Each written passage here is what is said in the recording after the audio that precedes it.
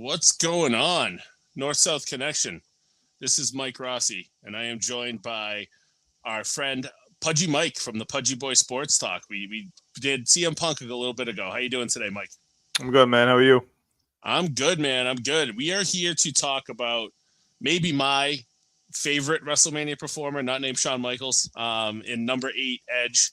Now, when we look at Edge, what is the first thing that pops in your mind when it comes to the WrestleMania resume of the Rated R superstar? Underrated is the first word that comes to my mind, right? I love the fact that you guys have him in this top 10 list. It's a guy who's, you don't want people to forget about now that he's in AEW and whatever's happening there with him. This guy had so many great memories at WrestleMania, kind of the beginning of his career and then towards the end for me. With some stuff sandwiched in the middle. But this guy has probably one or two of the top 10 WrestleMania moments of all time that I could think of right off the top of my head. Yeah. I mean, just the fact that he's got 7 matches that clear the cumulative 4-star on our rating system, that's tough to break. Meltzer's a hard grader with Mania because he's always had high expectations. And I know that between Canton and Gray when it comes to Mania. So the fact that he's got that many in that tier is pretty awesome. Yeah, and he's done it a variant of ways that we're going to discuss, multiple different character changes, and he's done it tag team, solo. He's done it all. Right. So he's been in 14 WrestleMania matches, which has him tied with Bret, Rey, Mysterio, and Chris Jericho for 8th most ever. That's pretty prestigious company in itself, he's already higher rated than 2 of them on this list. We'll see where Bret ends up on this list. But he's 4th in overall wins with 9, which is only behind The Undertaker, John Cena, and Triple H. So he's got more wins than Hogan and Bret, which that alone is a pretty impressive thing to do. Yeah, it's almost a quarter of the WrestleManias. Pretty much. Yeah, pretty crazy. And he's had some pretty impactful wins along the way, which we'll get into. So what we're going to do here is we're going to run through the 8 top matches first, and then we'll kind of buzz through the other stuff at the end. Because as we said earlier, there's 7 of them that we have rated 4 stars or higher on the cumulative score. But there's actually another one that we obviously think is kind of right on the cusp at 375. So we're going to start with that. That's number 8, which was a World Heavyweight Championship match with Chris Jericho defending against the Royal Rumble winner of Edge in 2010 at WrestleMania 26. What are your thoughts on this match? Obviously, 2 of the greatest of all time going at it. I'm pretty sure they were a tag team prior to this, prior to Edge's injury or prior to the Royal Rumble. And he had gotten hurt, and then Jericho was kind of getting him on a little bit. Edge makes that big surprise return at Rumble and wins the Rumble, and he's facing Jericho at Mania. Nothing really jumps out at me for this match itself. I think it was 15 minutes? Yeah, 15 and change, almost 16. And this was Edge came back on the Rumble, eliminated Jericho. And then Jericho ended up winning the Chamber in the title when Shawn Michaels, appeared and finally got his match with The Undertaker. So that's what led to this match. And Jericho went over, which I think at the time surprised a lot of people. But it was kind of more of a transitional title reign for Jericho anyways, and then they rematched the next month in a steel cage match at Elimination Chamber. I'm sorry, not Elimination Chamber, Extreme Rules. So overall, these 2 always had good chemistry. It was a fine match. It just wasn't a blowaway match. And again, the Michaels-Taker match kind of stole the show in this Mania anyways, So it was one of those rare instances where the Rumble winner didn't go over, like you said. It was Jericho. Anytime those 2 guys got in the ring, you just pure chemistry between the 2 of them. Yeah, really good. These guys always worked hard together. Number 7, we go to WrestleMania 23 with the second Money in the Bank match that Edge was in. Edge was in this match with Kennedy, who won it.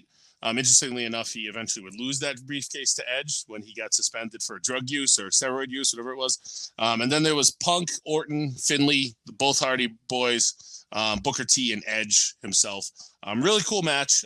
This was rated 4.17 on the cumulative score, with Big Dave giving it 4 1/4. Really fun match. I think this was maybe one of the better Money in the Bank matches on Mania other than the first one that they did. What are your thoughts on this one? Yeah, this was the Kennedy. This was the Kennedy push we never got. This was supposed to be the big Kennedy push. And coincidentally, when we had previously in the other video talked about Punk, who could have easily won that match as well. But yeah, this is definitely one of the most memorable Money in the Banks at WrestleMania that I could remember. Edge winding up with the briefcase. I'm a big everything happens for a reason kind of guy. So Edge winding up with that briefcase actually just kind of, it was the greatest decision that WWE ever made. Yeah, one of the greatest. Yeah, that 23, it was cool to really see him back in a ladder match with the Hardys too. I remember that kind of standing out at that point. Overall, Money in the Banks, they're tough for us to really break down because there's so much frantic shit going on throughout it. Yeah. Right? But overall, it was a really good match. And then that will turn us into match 6. Which match 6 we had rated as 4.25 as well. That was the original ladder match between Edge and Christian against the Hardy Boys and the Dudley Boys. Now, this is at WrestleMania 2000. This one went 22 minutes and 29 seconds. This kind of set the stage for what these guys would do the next year. But overall, if you're talking about chemistry, you're talking about these 6 guys. Yeah, so the prequel that they would say to the to adding the tables and the chairs then the following year. Or, well, I mean, you just saw with these guys, Edge and Christian always had amazing chemistry. Then the Hardys, and then these guys just kind of hit every single spot perfectly in this match. And you never thought that they could top it. And at some point during this list, we'll talk about the next one. But this was just like the prelude to something special that you could see with these 6 individuals. These guys were amazing together. And Edge, again, Edge always, besides him and probably Jeff, I mean, Edge was always one of the ones that stood out in my eyes when I was used to watch this. Yeah, for sure. He shined through in these matches. He was always taking the craziest bumps, right? It was kind of, Edge and Christian with a personality. The Dudleys were that kind of, that extreme nature. And then the Hardys were the ones that would just jump off stuff. So these guys just perfectly meshed together. And this match, to me, kind of set the framework for the tag team ladder match that became a huge part of wrestling for a while. And this kind of, maybe they were a little bit safer in this match. And then because of this, they got their crazy ideas that they would do in 17, which we'll talk about a bit. Yeah. So now number 5, now we're getting still at a 4.25 star. So we could mix these up anyway. This is actually Edge's first main event of WrestleMania when he went just about 24 minutes with The Undertaker at WrestleMania 24. Now this was after Undertaker won the Rumble himself that year. So what do you think about this match and being Edge's first real Mania main event? This was like the one where you first, me personally, this is where I kind of first started taking Edge a little seriously as a singles competitor. I know he was winning the Intercontinental title prior to that, but this was like the big one.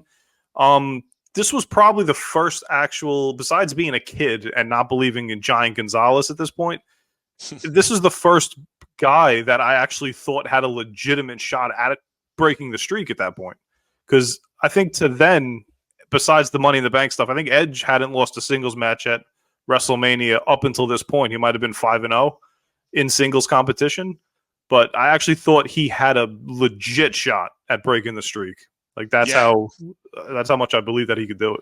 He was such a great heel at this point. He was really the ultimate opportunist at this point as well. So you could talk yourself into this, and the streak was really.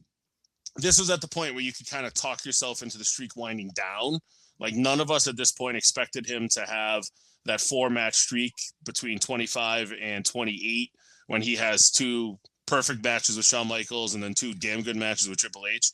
We didn't think Undertaker still had that fully in him. No. So we kind of, you're right. Going into this match, you could have easily thought, oh wow, main event. Maybe Edge is going to get the Duke here and move on to an either higher echelon. And it's one of those things that the match definitely delivered for where Taker matches were historically at Manias. But it kind of, maybe historically you look back at it a little bit on a lesser grade because those Undertaker Michaels matches came in the following 2 years, Yeah, and I mean, this was a win. This was a win-win for Edge either way, because winning or losing this match, it just built him up just to get into that spot. Because I think at that point, Undertaker was approving every single guy that he was getting at Mania. So for him to even consider Edge at that point just says more about Edge than anything else. Yeah, absolutely. And it felt like the first real moment that they trusted Edge to kind of carry the ball without Cena involved, because he was like kind of tied to the hip of Cena for so long that it was cool to see him get this moment that he definitely deserved. Yeah. Great stuff there. Now we move on to the top 4. Now this might be my personal favorite. Now let me tell you guys a quick story. At WrestleMania, when I was in college from 02 to 06. I kind of stepped away from wrestling for a little bit, right? But I would still watch Manias. I would still get together with my friends for some of the pay-per-views if they were like watching it or whatever. And we'll talk about the Money in the Bank that he won in a bit. But he won the Money in the Bank, or he cashed in his Money in the Bank in January of 2006 before he ended up having this match with Foley at WrestleMania.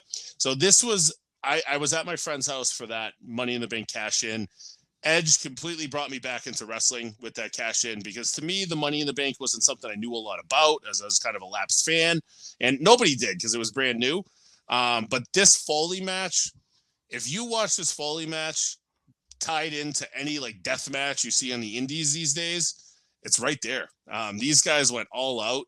Lita took some crazy bumps. You saw fire in a WrestleMania, which was just ridiculous to even think about, right? These guys went out, and you could tell that they wanted to make a moment. And this match at WrestleMania 22 in front of a rabid Chicago crowd was as memorable a match as I remember in Edge's entire. Yeah, great point.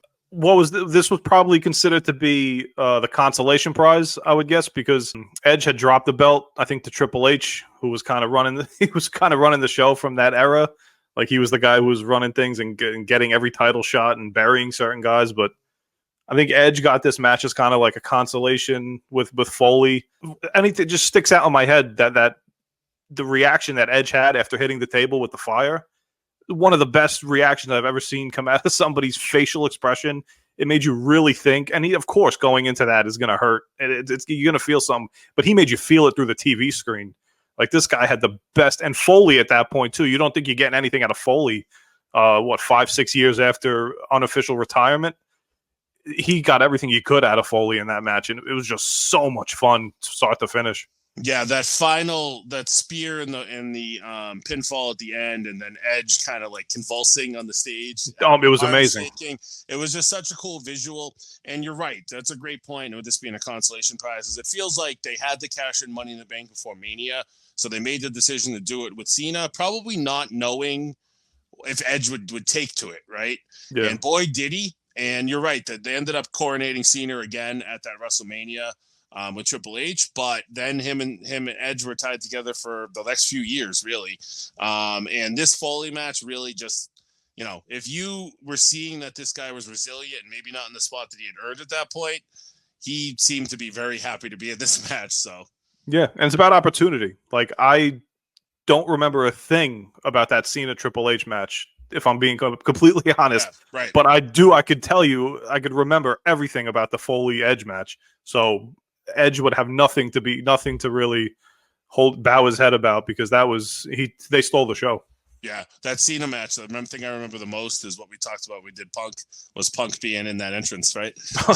Tommy guns or whatever. So awesome match. If you're watching this and you haven't seen this Foley match, go watch it right now. Like, we'll come back and watch us after that match. And show it to a non-wrestling fan, right?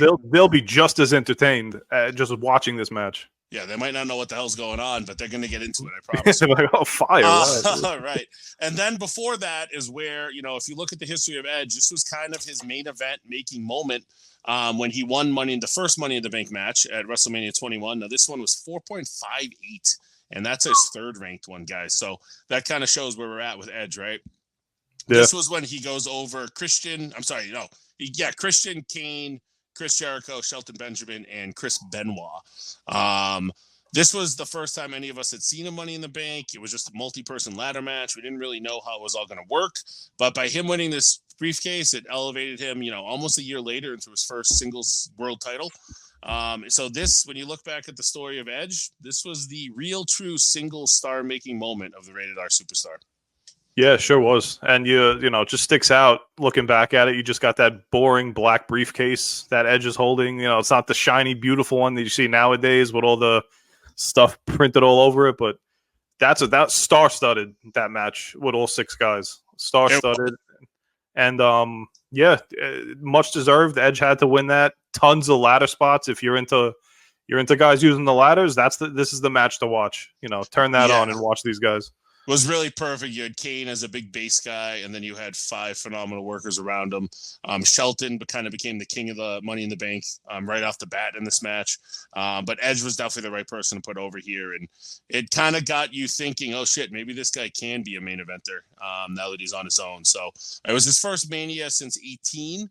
But really cool to see him kind of get this push right off of this match. So yeah, and I like seeing as a side note during this match, I like seeing Edge and Christian on opposite sides of the spectrum for the right. during one of these matches, because they usually, up until that time, they were kind of on the same team going into these ladder matches. Right, 2 guys that'll always be tied together forever. They're still feuding on TV, cable TV these days, right? Yeah. But yeah, it was cool to have Christian be a part of the match when Edge kind of got his real star-making moment. Now we get over to number 2, and we're going to go all the way to WrestleMania 37, which was a match that, you probably never thought you would see when you were in the mid, 2010s or so, right? This was Daniel Bryan and Roman Reigns against Edge in a triple threat match, with Roman Reigns defending his Universal Championship in a triple threat match. This thing went about 23 minutes, which famously ended with Roman Reigns stacking both of them and putting them both at the same time. Now, this comes off Edge winning the 2021 Royal Rumble, which was the COVID Rumble, after making his big return in 2020. But Daniel Bryan was kind of tied into Reigns at this point. I think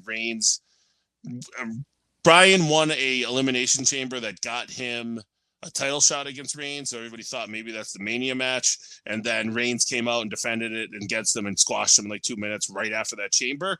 So that led to this match. Overall, phenomenal match. All 3 of these guys had really good chemistry, and they kind of all come from different worlds. It's kind of like an old Attitude Era guy against the old indie star against the current star.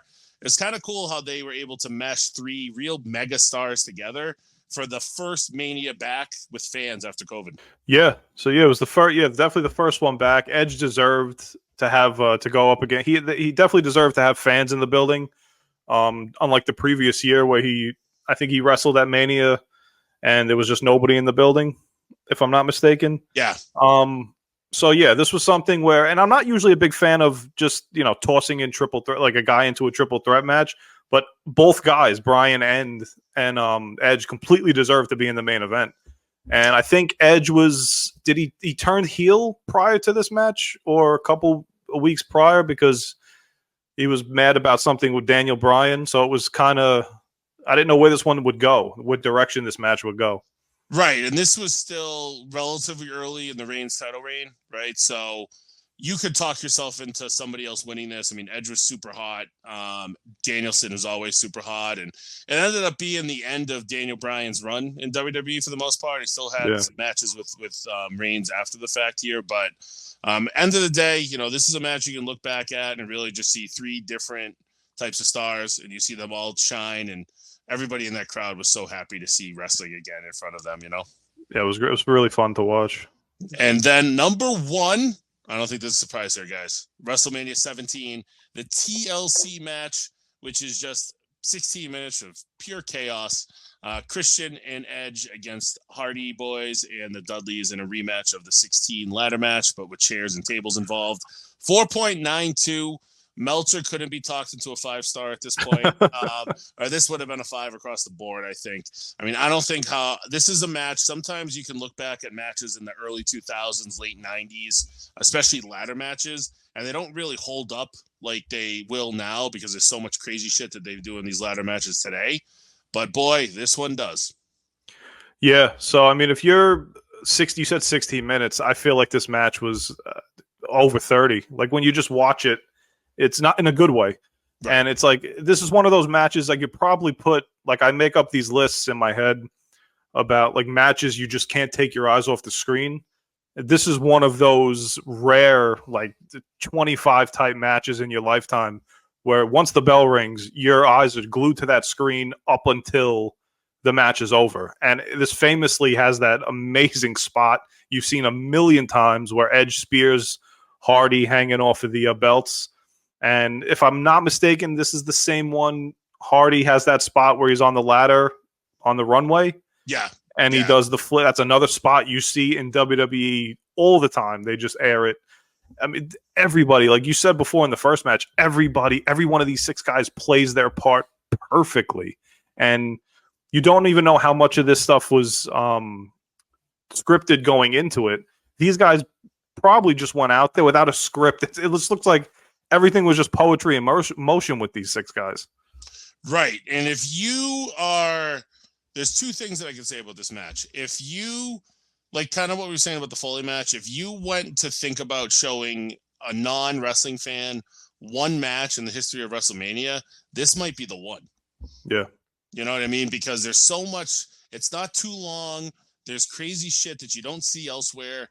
It's something that if you see this match and you don't get into wrestling, then you just never will. You know what I mean? And then the second thing I would say here is there's really only 2 matches that I would even take arguments of being a better WrestleMania match than this. And that would be the first Shawn Taker match. And then that would be Bret and Austin at 13. I think those 3, and I think you can mix them up anyway. That's how good this match is. And we're talking about 2 of the best single matches in WWE history, not even just WrestleMania.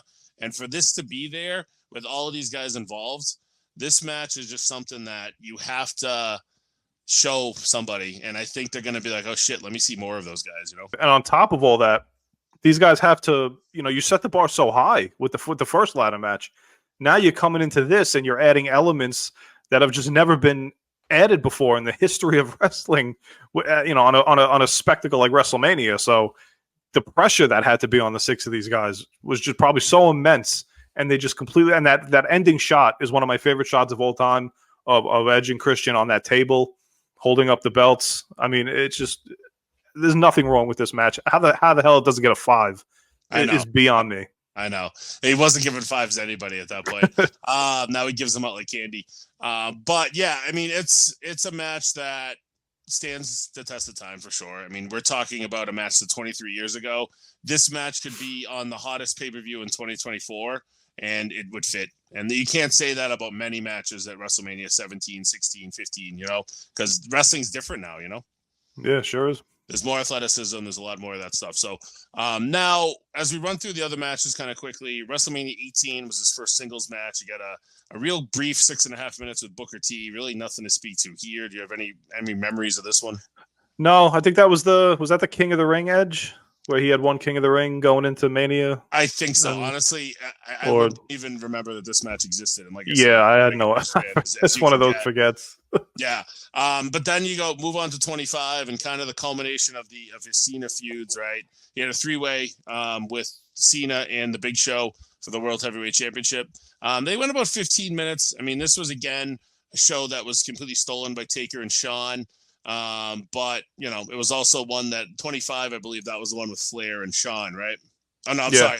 The year after Flair and Shawn. Yeah. But Big Show had kind of parlayed the Mayweather match from 24 into this, you know, bigger match, you know. Yeah, poor Big Show. He can never catch it. He can never catch a break. Right, and the match was fine. I mean, nothing great about it, but yeah, I mean, Big Show, was he a heel or was he a face? You know, you never really know, right?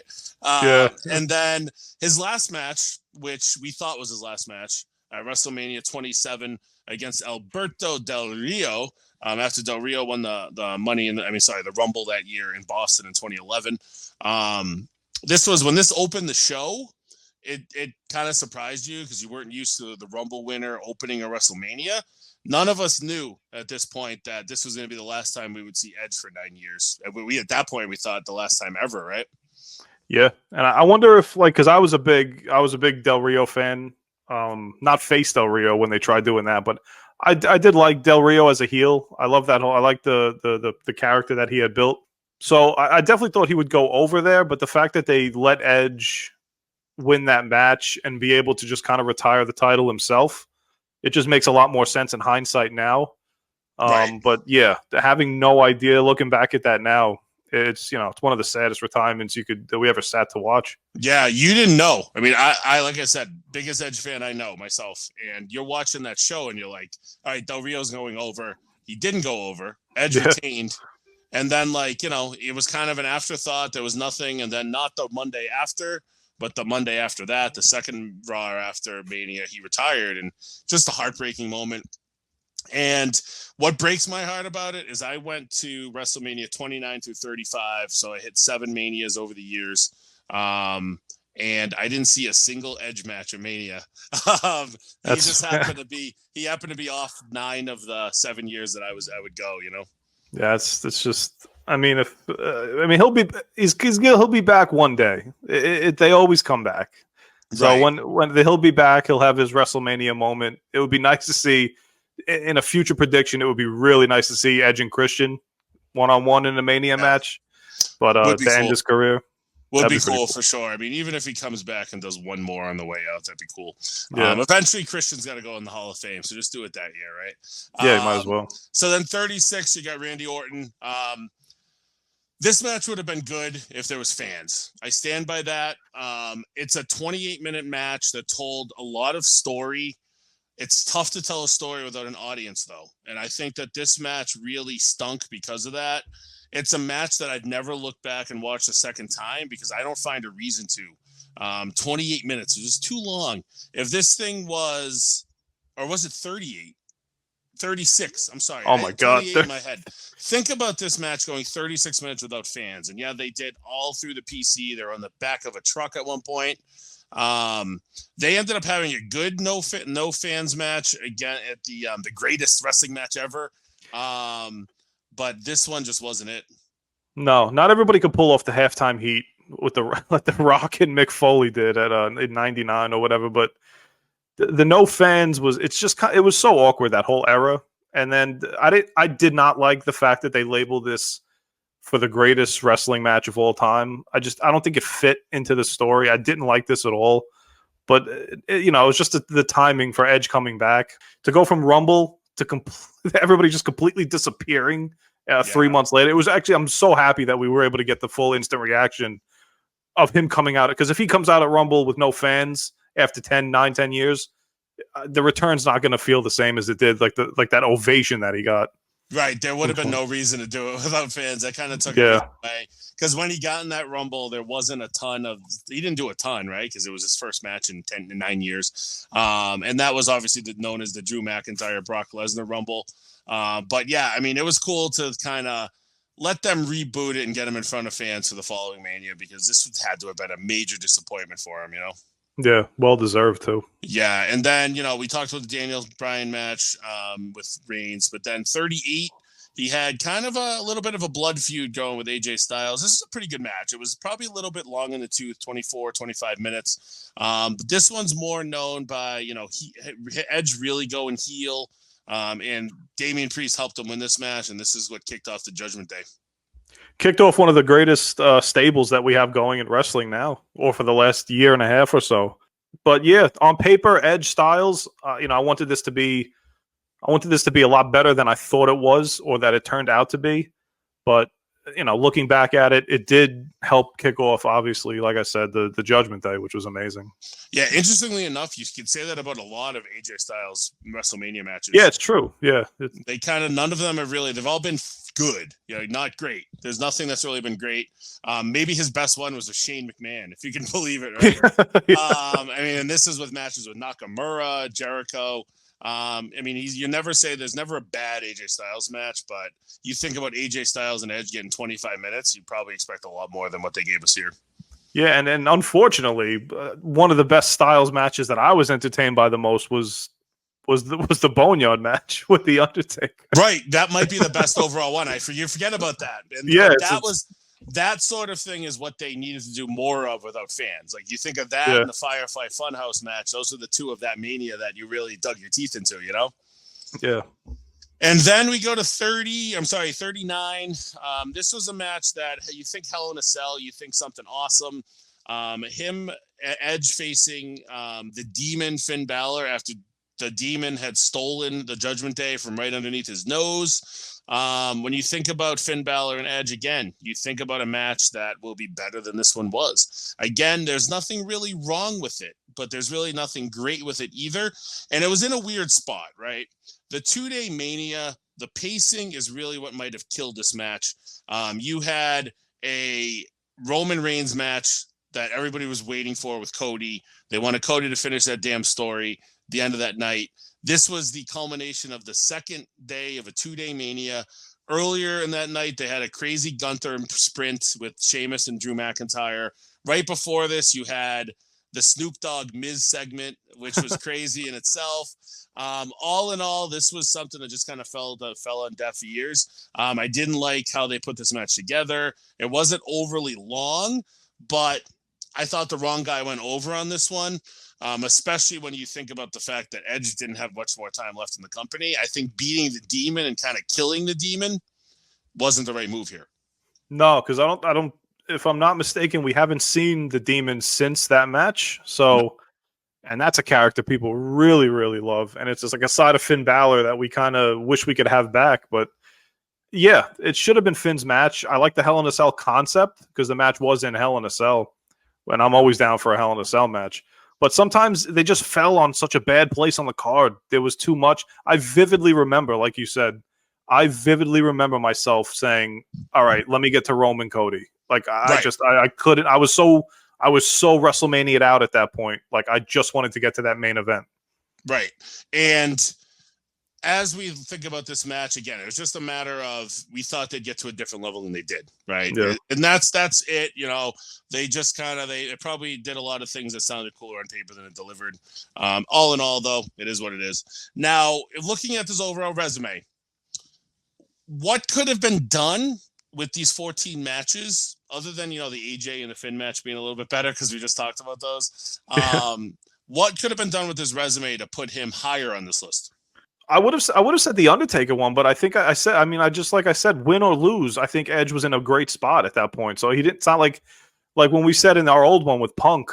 I think it would have been better off had Punk beat the Undertaker. I think it would have sent his career in different paths. But Edge beating Undertaker, it doesn't really make a difference there. He had the names, so it's not like he was wrestling schleps. He had Orton, he had Jericho, he had all these guys. Finn, I think he's perfectly slotted on this list. I really can't. He's got a good record at WrestleMania. He's tied with 4 or 5 other guys. You said for most wins of all time. So it's not like he was. But out of all the guys on this list, he's probably, like you said, in the top 1 or 2 in terms of memories. So, right. I mean, if you look in memories, you think WrestleMania right off the bat, you're thinking that TLC match. Right. And I think he's got a top 5 level of resume. Obviously, there's some really big names still to come on this list. I mean, guys, if you've been following this countdown, not to spoil the order, we still have Hogan. We still have Taker. We still have Rock. We still have Bret. There's a lot of names that are still out there. He doesn't probably jump those guys, right? But if he didn't have a 9-year gap between 27 and 36, he probably does. Yeah, maybe he gets the guys in that era. If he went out in 2009, 10 or so, right? And then so there was that 2010 to 2020 gap. I mean, you could have had a ton. He would have had a ton of Cena matches. So he would have probably rivaled with Cena or Batista or any one of these guys that were hot at the time. And so it would have been really cool to see where his career had gone at that point. Right. Like, think of what we could have gotten those 7 years and those 9 years. Like, you could have brought him back in the Brood and had a feud with Bray. You could have had him. Hell, maybe you could have talked the Rock into a match with Edge if he was hot. There's so many different ways you go. Punk, even they didn't really ever have anything tangible together in the WrestleMania scheme. So there's a lot of stuff that they could have pulled together with these guys, or with that current roster that maybe elevates this to a top 3 level. That's how high it could go with a couple extra good matches. Yeah, and plus with that 10-year gap, you're probably looking at him having the most WrestleMania wins of all time. He's bound to get 1 or 2 in 10 years. Yeah. So I mean, yeah. The only one he probably would have been impossible to jump is Taker, but besides Taker, he could have easily bumped Cena and who did I say was ahead of him? Triple H. Triple H only had 10 or 11, so he was only a couple behind from cracking the top 3. So all in all, I mean, we're talking about a legendary WrestleMania performer, and it's obviously more than just WrestleMania, but this guy's Mania resume is phenomenal. All in all, I think Edge is somebody that everybody's got a WrestleMania memory of his that they're fond of. Most of people say that 17 match. I say that Foley match just because it kind of brought me back into wrestling, right? Yeah. Everybody has something, and it's really just a resume that kind of stands the test of time. And if we never see him at a WrestleMania again, hey, we got a top 10 performer, you know? Yeah, no, hey, number 8's nothing to sneeze at. It is not. He earned it. It's not. So, Mike, what do you got to plug for us? Yeah, so again, thank you guys for having me on. We really appreciate this opportunity of being on this channel. Pudgyboyz SportsTalk. It's on YouTube, it's on Instagram, it's on TikTok. We try as much to post. We do a lot of stupid memes if you like to laugh at stupid stuff, you know, just to try to keep people engaged. But with WrestleMania season coming up, or it's 2 weeks away, there's a ton of wrestling content on the channel.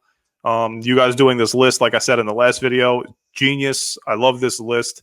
I love the WrestleMania matches that are getting ranked. I told Ryan before, when I first discovered this channel, I could not believe you guys were. The first thing I heard when I was scrolling through the list was, oh, ranking every WrestleMania match. I said, get the hell out. They're not doing every WrestleMania. There's no way. And then come to think, I'm scrolling through the videos. These guys are doing every WrestleMania match. What the hell's going on? Yeah. Instant click, because it's just something you don't see. I've never seen anything like this in the format that you guys are doing, putting this much effort into it. So, again, you guys are doing a great job, too. We appreciate you guys even having us on. Yeah, no, thanks for coming on again. You know, it was great being on the show with you twice here. You know, stay tuned. There's a lot coming up. I know this is releasing about a week before Mania. This is gonna be running counter with the finale of the greatest WrestleMania matches ever, where Ryan and JT count down the Forge at 2 or whatever WrestleMania matches it was. Kind of an unhinged project, but they've made it work. It's amazing. And then, you know, we'll have the WrestleMania preview that we always do. Me and Ryan have kind of been the two that have gone through all of them. Ryan hosts that and does a phenomenal job. We just run through every pay-per-view and preview it. And I'm sure there's going to be some indie chatter with Jenny and all of those guys that work on that area. There's a lot of stuff that's coming down the pipeline the next week, guys. So WrestleMania is right around the corner. Enjoy your WrestleMania build. And, hey, let's see who's ahead of Edge, right? Yes. All right. Later, guys. NoSo Countdown continues on, and it's the rare triple box here for the countdown. Sometimes when you have 2 shooters on the floor, you need a point guard to pitch. So that is me with 2 of our best shooters from No Holds Barred and so many other projects. It is Aaron, and from WWE War and so many other projects, it is Marcus. Gentlemen, how are you? As we're here to talk about the excellence of execution, number 7 on our list, Bret Hitman Hart. Wait, this isn't the Shawn Michaels entry? Some would say it is the Canadian Shawn Michaels entrance. You would need you need about a 30. You need a 3 in front of the 7 in order for this to be the Shawn Michaels list. Yeah. No, man. It's not gonna play out that way, I don't think. Of course not, because that's not what we're told. But we're here to talk about apparently number 7. And we'll get into that a little bit later, that ranking. But I'm pumped. Toolman, thank you for joining us, bailing us out. Aaron, thank you so much for tagging in on this. And I'm pumped, man. I'm happy to be talking about my favorite wrestler of all time, Bret the Hitman Hart, and his WrestleMania resume. Of course. Now allow me just to take off my cap for 1 second, because I know my character on these things as a Bret Hart hater, right? And a Shawn Michaels backer. But I'll take the hat off just for today and tell you, yes, I love Bret Hart. And I'm very happy to be here with you two. This is the first time we've ever done something, the 3 of us. Please. I know, it's kind of crazy. It's like it's a pilot for something coming, but we don't know.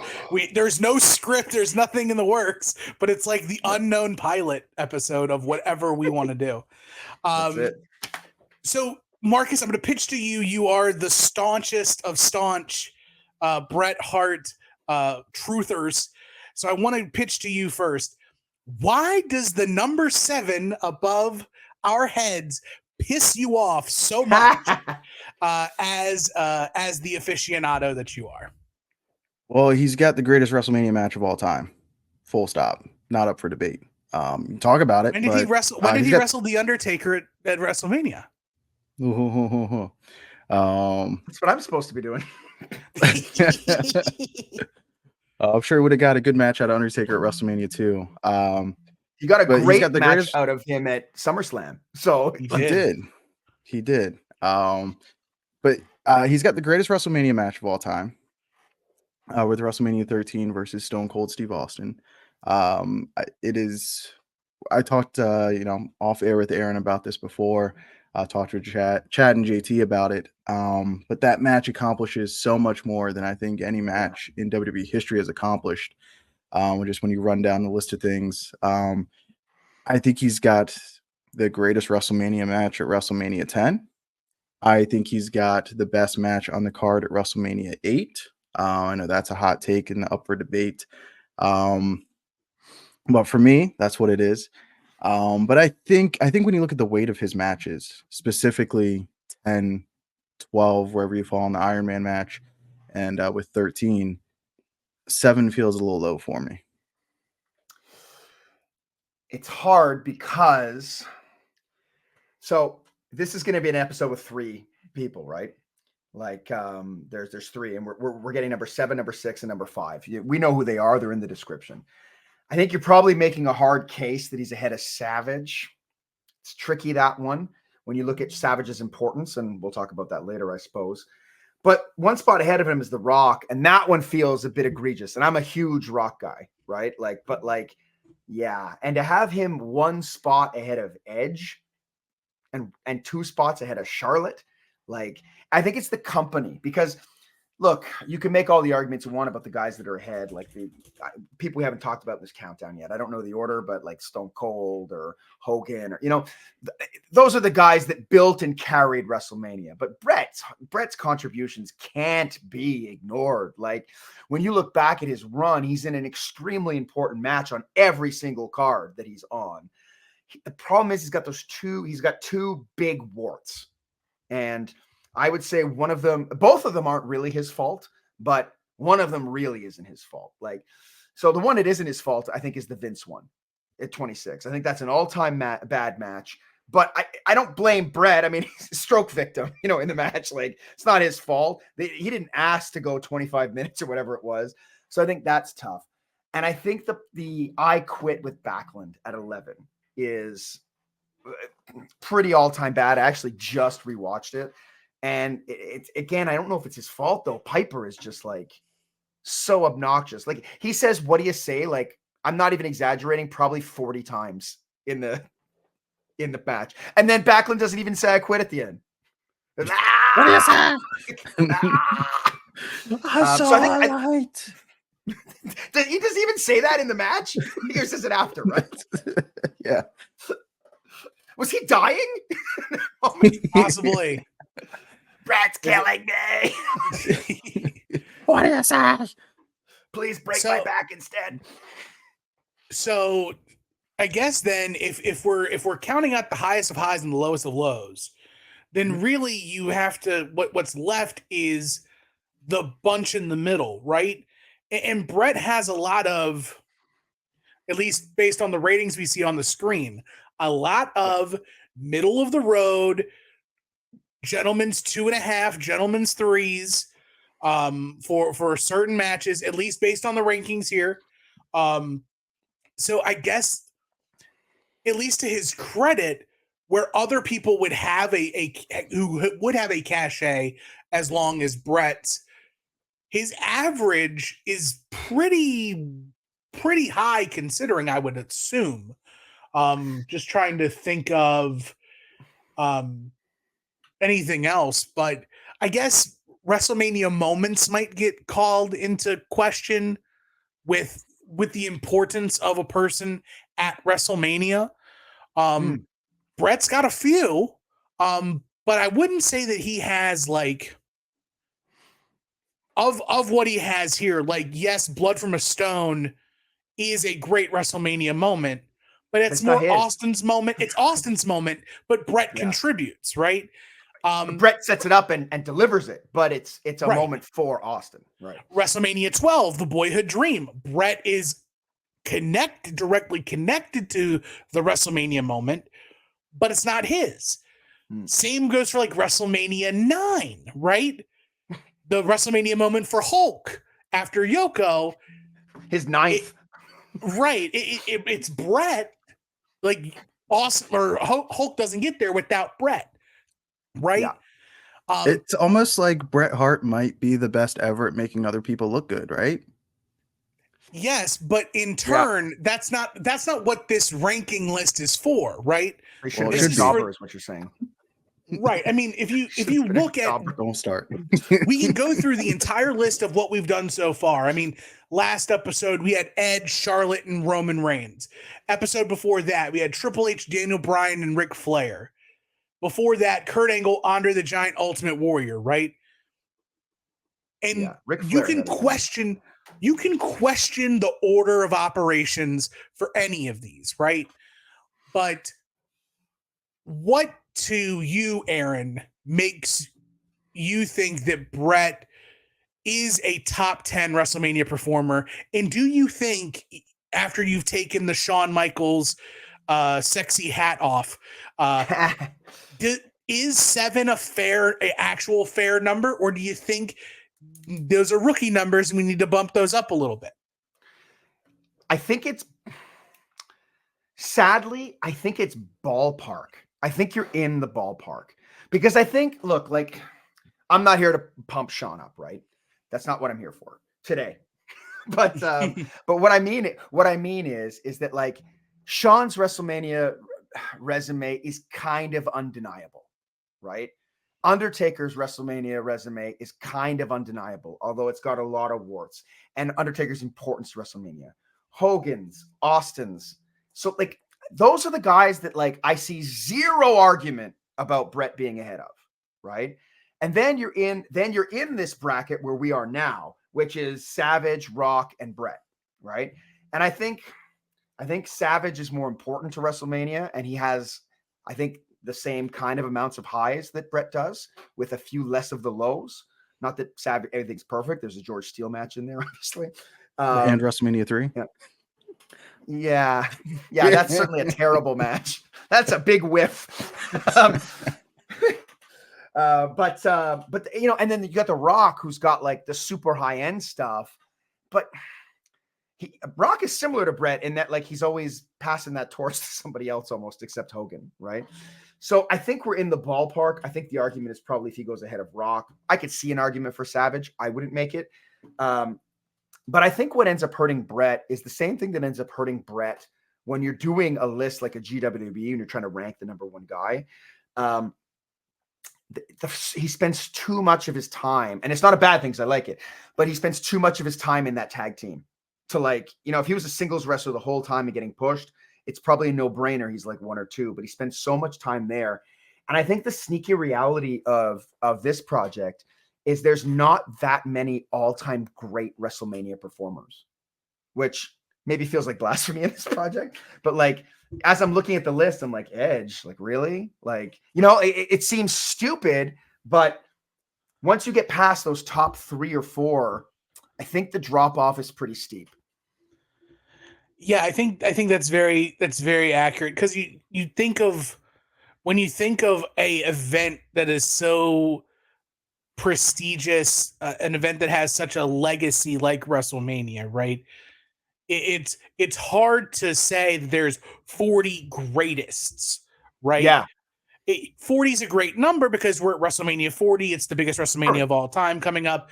It's a great tagline, but if you're going to pare it down and you're really going to get to the nuts and the bolts, I think, especially if you count this grouping of 3 that we're in, with the cases being made for Rock and Savage a little later in the video, I think we're in that like rarefied air-ish. Yeah. But I'll pass to you, back to you, Marcus. I will volley back to you, sir. Thanks, Paul. How much higher does Bret for you need to be? I know that with your GWWE, I believe you had Bret as number 2 all time. I think I went to 3. Because I was trying to convince you to do something crazy, and you didn't, because you're a coward. But you didn't submit a list. I know I didn't. Look, Who's the coward now? Catch me back in 5 years when I forget how to type. But where does Bret sit for you? And try to be as unbiased as possible. I know it's impossible donning the pink and black. You've got the Bret buddy in the background.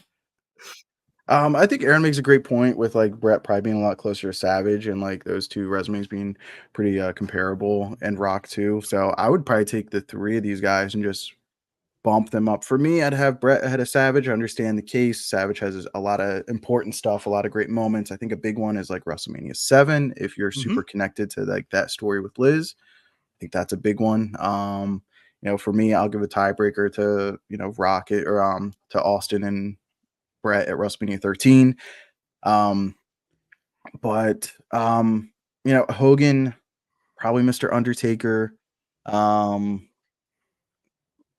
You just won't catch me pumping up the WrestleMania match, WrestleMania Shawn Michaels. I just can't do it. Like, if your story is like, oh, I can't believe you kicked out of that, then like, okay, that's cool. But like, I don't know, I like other stories to my matches. So I'd much rather give the bump to Rock, Austin, Savage, Bret, ahead of Michaels. Bret to me feels like 5 at least. Okay, so it So would put him it is in this ballpark. video. Yeah, it puts him in the video. It's not like but it's not like he's 50th. Right. Or Mick Foley didn't make the list, All right, but this is how it starts. It starts with the disrespect of Bret. Let's put him at 7. And then next time we do something like this, he's at 10. And then the next time, well, at least he's in the top 10. And he starts dipping down to 13. Well, hey, there's so many people, hey, top 20 is great. And this is how the slide starts. And somebody's got to put their foot down and say enough is enough. It's time for a change. And that's me. Right. But also too, and this is a conversation point for the both of you as well. Time will continue to roll on. As WrestleManias come and go, we're going to have more people who eventually have a cachet to be at WrestleMania. It's hard as a person, you who believes that a player who plays in the NFL today is the greatest of all time, considering there is so many years of past football that says otherwise.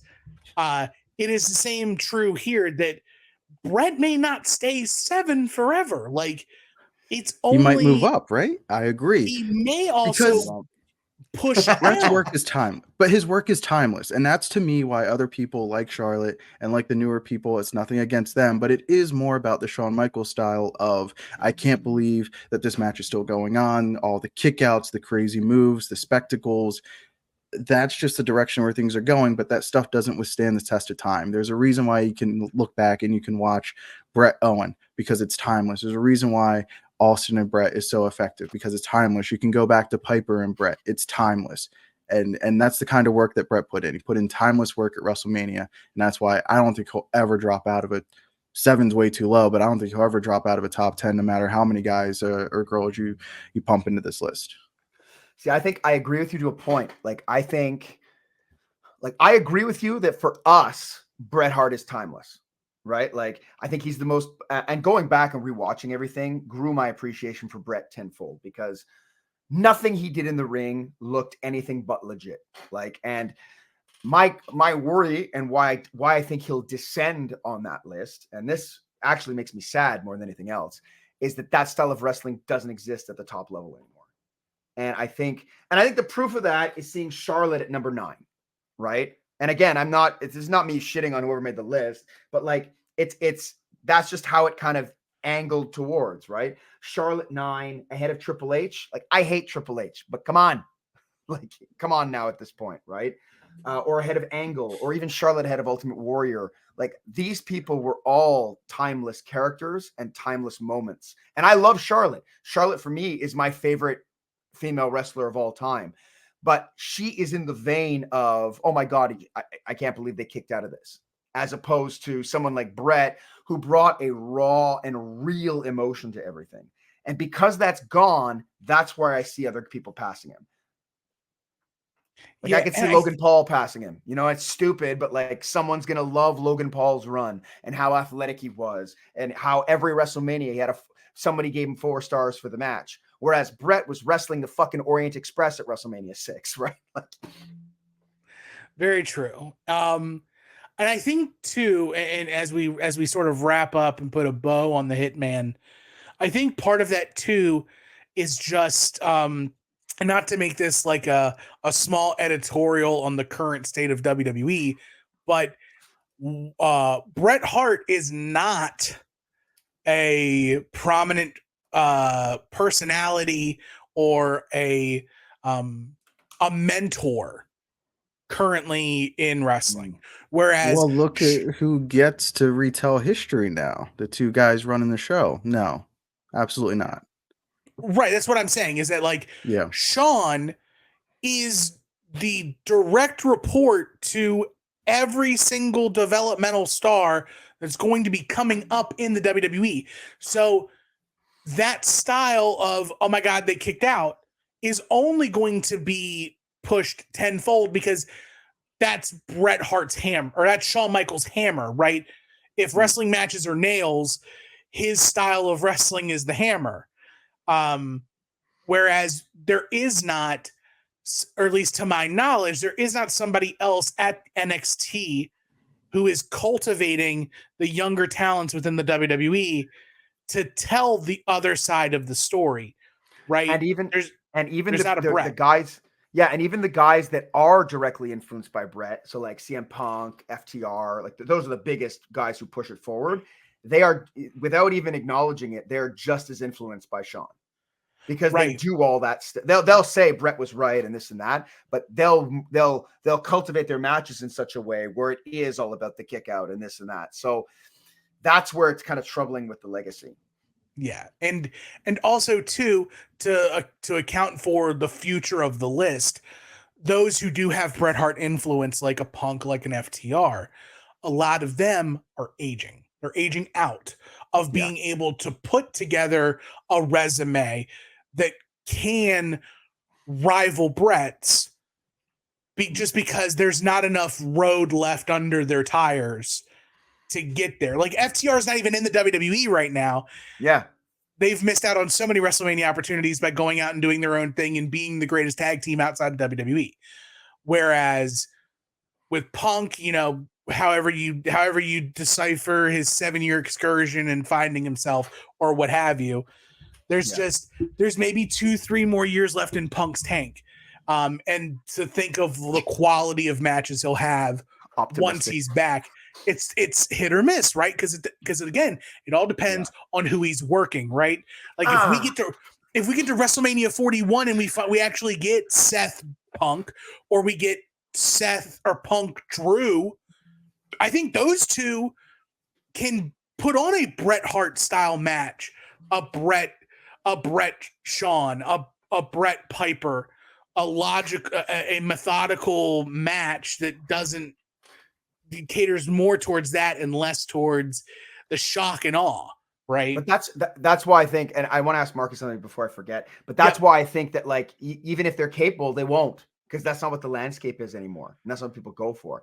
My question to you, Marcus, is Kenny Omega recently came out and said, my favorite wrestler to watch ever was Kurt Angle, right? And as he was saying that, and as you were talking just now, I'm curious what your take on this, Marcus, in that is Kurt Angle to me seems like a meld of Shawn and Bret. All the realism of Bret Hart with the over drama of Shawn Michaels, right? Is that at this point the best we can hope for? Or do you actually see a return to Bret's realism? I think it's probably the Kurt Angle blend. I think trying to get somebody who can mold those two styles together is probably the best that we can hope for. I hate to like be an old man yelling at clouds. I just don't know if like that style of like Bret Hart, Roddy Piper-esque storytelling is ever gonna be what gets the clicks, the hearts, the likes, the reactions, the retweets, the YouTube views, everything that the company is going for now. I think you're gonna have to have that Kurt Angle spectacle, athleticism, shock factor to the match. Because people love surprises. Everything now is about surprises. And yeah, it's funny because you mentioned we're going to talk about it later in the video. You mentioned Savage Steamboat not being good, which is fine. But I didn't say it wasn't good. I just no. You said match. It's not good. It's a great match. It doesn't fit. It doesn't fit the storyline, but it's a great match.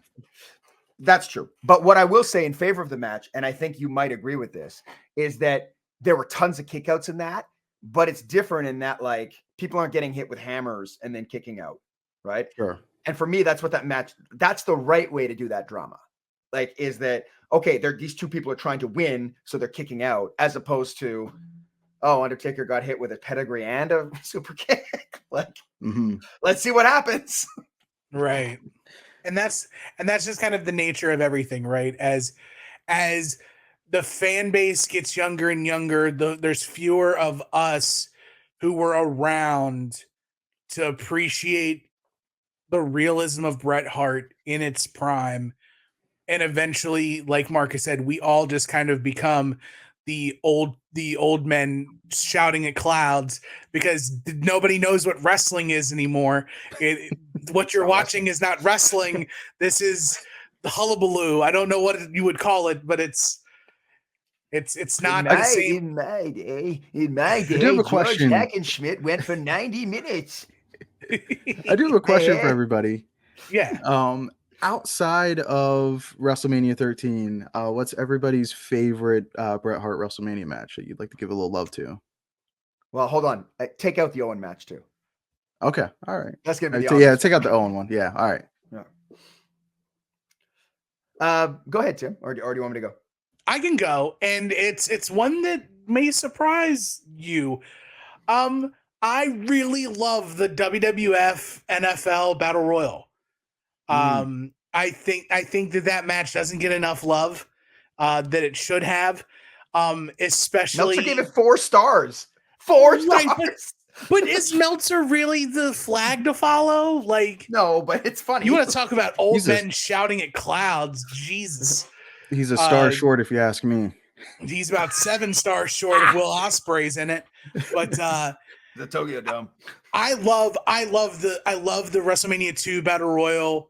Bret being a glue guy in that, and then eventually the Hart Foundation versus Andre at the end. Such a wonderful dynamic. So that's that. If you take Owen off the table, you take Austin off the table. That's what I'm going to next. I'm also going to take Piper off the table because I think it's obvious. Piper is great. I'm going to throw some love, and I'm not doing this to copy you. I'm going to throw some love to the WrestleMania 4 Battle Royal. Number one, I love Meltzer. I love that Meltzer thinks the WrestleMania 2 Battle Royal is 8 times better than this one. If you look at his score. Right. But what I love about this one is it's Bret's coming out. Like he always looked cool. He always looked different. And it's funny because when I think back at WrestleMania 4, honestly, that's the third biggest thing that I take away from that show. I take away Savage, the tournament winning. I take away the demos winning the tag titles. But right after that, it's Bret Hart like getting turned on, smashing the trophy and standing tall and turning face. And I love that moment. Like, yeah, the Battle Royal isn't the best in the world, but like when you get down to who matters in it, it's perfectly serviceable. And I really enjoy it. For sure. Oh, and not to just keep going too, but nobody gives enough love to the WrestleMania 9 main event. Yeah. For sure. I mean, Hulk showing up and hitting the big leg, it's perfect. Everybody's happy. Don't start. Vince is in there. Big hug to his best friend Terry. Everything togas, by God. But I do completely understand. Is there any one last bow you want to put on Bret Hart and his WrestleMania career? Aaron, then we'll go to Marcus, and then we'll call it. Not as good as Shawn Michaels. No, hold on. No, look, Bret Hart delivered whenever he was. I mean, look, this is the story of his WrestleMania is the story of his career, right? He delivered. And when he was brought down, it was usually not due to him. It's usually due to some other bullshit that was going on. But any role you put him in, tag, battle royal, mid-card, world champion, he nailed it. Wasn't afraid to put people over. Everything looked legit. And it's the kind of thing where, like, sentimentally, like, I'm a Canadian. Bret Hart was one of my favorite wrestlers when I was 11. You know, like, I hold a lot of space in my heart for Bret, as much shit as I give him, but it's really because of you two. That's the only reason I do it. Surprise. But I think we got the ballpark right, at least. We can quibble about a couple guys here or there, but this dude delivered. Whatever it was, he brought it, and I'm always up for more Bret Hart. Marcus. I think you can look back at WrestleMania 13. I think if you want to expand the catalog and look at SummerSlam 97, Bret Hart truly set the blueprint for what we expect out of WWF main events. That feeling, the satisfaction you get after a great Bret Hart match is one that you're still looking for after you finish a WWE style main event. He's solid is an understatement. Whatever he was called upon, like Aaron said, he delivered or over delivered. He's my hero. I think he's the greatest of all time. He's got the greatest WrestleMania match of all time. Might have the second best WrestleMania match of all time. Who knows? But the catalog speaks for itself, and the Hitman is timeless. That's right. Someone tag And Bret. Someone tag Bret. Right. If you agree with what these two gentlemen have said about Bret Hart, leave a like on the video, leave a comment for your favorite Bret Hart WrestleMania moment of all time, and we are going to pitch it over to the great one.